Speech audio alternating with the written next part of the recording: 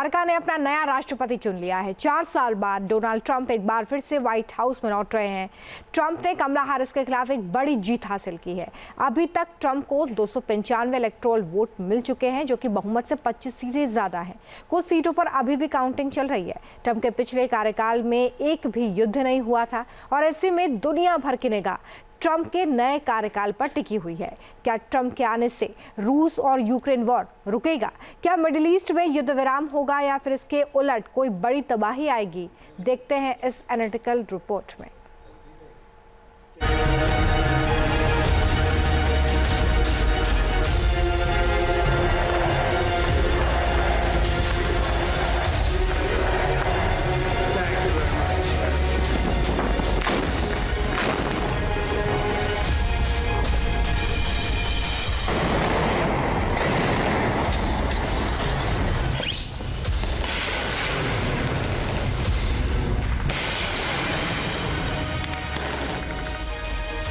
Donald Trump ने अमेरिकी राष्ट्रपति चुनाव जीत लिया है।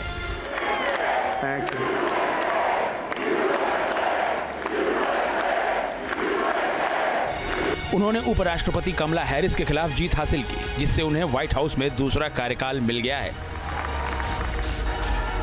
इस जीत के साथ ट्रंप ने अमेरिकी राजनीति में इतिहास भी रच दिया है।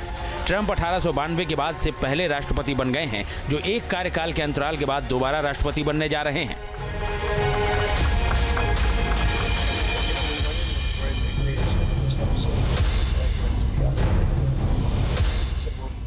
अमेरिकी इतिहास में वो ऐसा करने वाले दूसरे राष्ट्रपति हैं।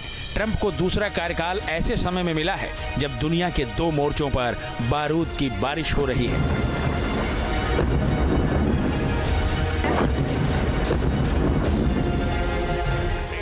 ट्रंप के दोबारा राष्ट्रपति बनने का असर सिर्फ अमेरिका ही नहीं, पूरी दुनिया पर होने वाला है, खासकर उन क्षेत्रों पर जो लंबे वक्त से युद्ध की मार झेल रहे हैं। एक और 32 महीने से रूस और यूक्रेन की जंग जारी है।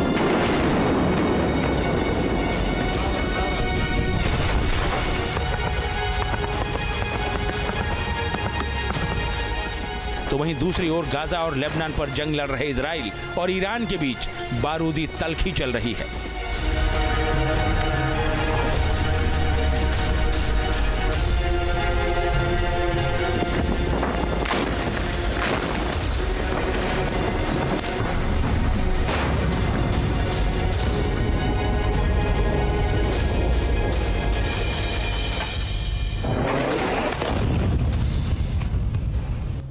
सवाल यह है कि क्या ट्रंप इजराइल और ईरान के बीच की तल्खी दूर करा पाएंगे?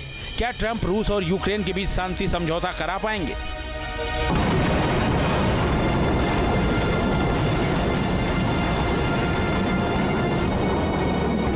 पहले बात मिडिल ईस्ट में चल रही जंग की। सितंबर के आखिरी हफ्ते में जब इजराइल ने लेबनान पर हमला किया था, तो अरब अमेरिकी वोट हैरिस की डेमोक्रेटिक पार्टी से छिटककर ट्रंप की रिपब्लिकन पार्टी की ओर शिफ्ट हो गए। गाजा युद्ध को लेकर अमेरिकी मुस्लिम बाइडेन प्रशासन से पहले ही नाराज थे। लेबनान युद्ध ने उनके गुस्से को और भड़का दिया। ऐसे में अब यह देखना दिलचस्प होगा कि ट्रंप की जीत से मिडिल ईस्ट के मोर्चे पर क्या शांति स्थापित हो पाएगी।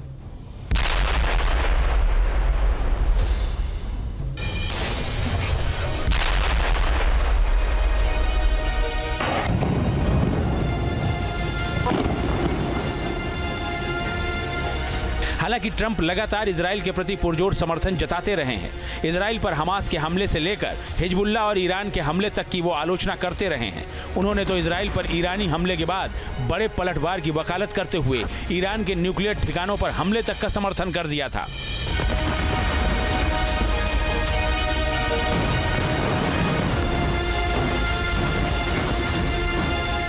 I mean, it's the biggest risk we have.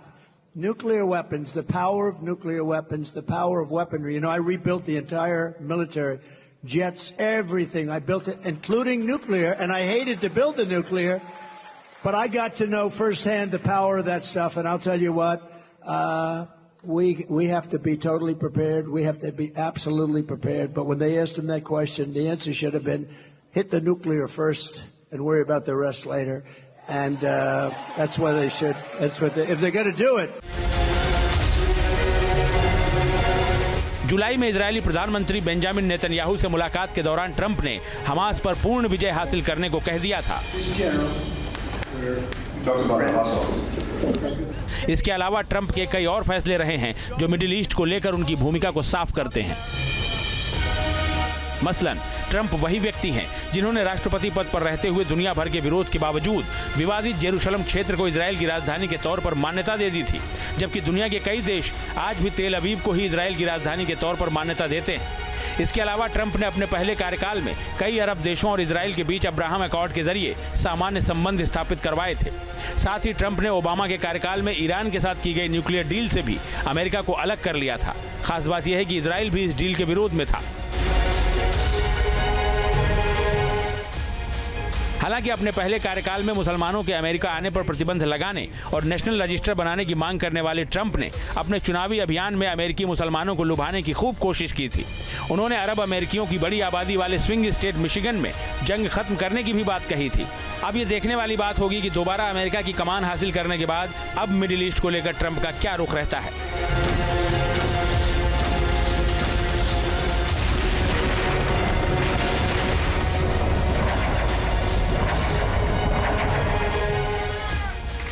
उधर रूस और यूक्रेन के बीच करीब 32 महीनों से जंग चल रही है। कीव की सेना ने रूस के कुर्स्क में घुसपैठ का साहस तो दिखा दिया, लेकिन रूस के खिलाफ जंग में लंबे वक्त तक बने रहने के लिए उसे बहुत ज्यादा सैन्य समर्थन की जरूरत है। रूसी राष्ट्रपति पुतिन चाहते हैं कि यूक्रेनी जमीन पर कब्जे के साथ साथ उसे नाटो में शामिल होने से रोका जाए। वहीं अक्टूबर में यूक्रेनी राष्ट्रपति जेलेंस्की ने शांति प्रस्ताव में यूक्रेन को नाटो में शामिल करने के निमंत्रण को जंग जीतने के लिए अहम कदम बताया था। ट्रंप कई मौकों पर पुतिन की तारीफ कर चुके हैं। वो बार बार कहते रहे हैं कि वो 24 घंटे के अंदर रूस और यूक्रेन युद्ध रुकवा सकते हैं। रिपोर्ट्स के मुताबिक अब वो रूस को इस बात की गारंटी दे सकते हैं कि यूक्रेन कभी नाटो में शामिल नहीं होगा। एक्सपर्ट्स के मुताबिक ट्रंप रूस पर लगाए गए प्रतिबंध भी हटा सकते हैं। वो बाइडेन प्रशासन की ओर से यूक्रेन को मिलने वाली आर्थिक मदद की भी कई बार आलोचना कर चुके हैं। Military, and ideally we don't have to use it. You know, we had no wars. 4 years we had no wars except we defeated ISIS. We defeated ISIS in record time, but we had no wars. They said, he will start a war. I'm not going to start a war. I'm going to stop wars. अब जबकि Trump दोबारा राष्ट्रपति चुने जा चुके हैं तो ये खबर यूक्रेनी राष्ट्रपति जेलेंस्की के लिए कहीं से भी अच्छी नहीं है। ट्रंप के पुराने रुख को देखते हुए कहा जा सकता है कि वो निश्चित रूप से यूक्रेन को और ज्यादा आर्थिक और सैन्य मदद देने के पक्ष में नहीं है। ट्रंप ने राष्ट्रपति चुनाव में मिली जीत के बाद कहा है कि वो युद्ध खत्म करना चाहते हैं। वो कहते हैं कि मेरे राष्ट्रपति रहते हुए दुनिया में कोई बड़ा युद्ध शुरू नहीं हुआ। चुनाव से पहले भी वो जंग के खिलाफ बोलते रहे हैं। चुनाव के बाद उन्होंने वैसा ही कुछ दोहराया है। लेकिन मिडिल ईस्ट के साथ साथ रूस और यूक्रेन के मोर्चे पर उनका रुख अब वक्त के साथ ही सामने आएगा। Team news nation. News nation अब व्हाट्सएप पर खबरों की ताजा अपडेट के लिए न्यूज़ नेशन के इस QR कोड को स्कैन करें।